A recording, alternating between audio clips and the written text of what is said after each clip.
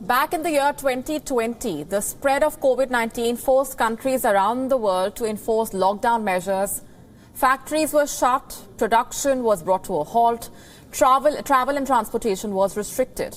As a result of minimum human interference, many said our planet was healing itself.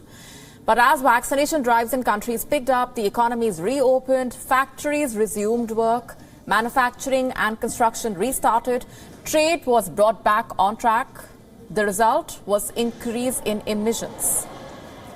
In the European Union, after lockdowns eased, greenhouse gas emissions went up by 18%. Emissions in the second quarter of 2021 were up sharply compared to the same quarter in 2020.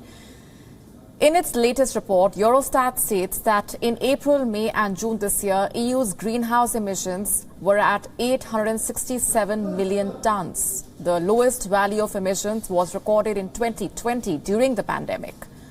Households contributed to almost a fifth of the emissions.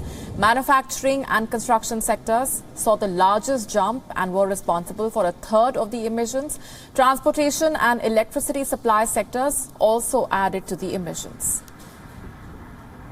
Earlier this year, the International Energy Agency warned that the greenhouse gas emissions will grow this year and even in the coming year. Eurostat's report represents its first estimates of quarterly EU greenhouse gas emissions as the bloc edges towards its 2050 net zero target.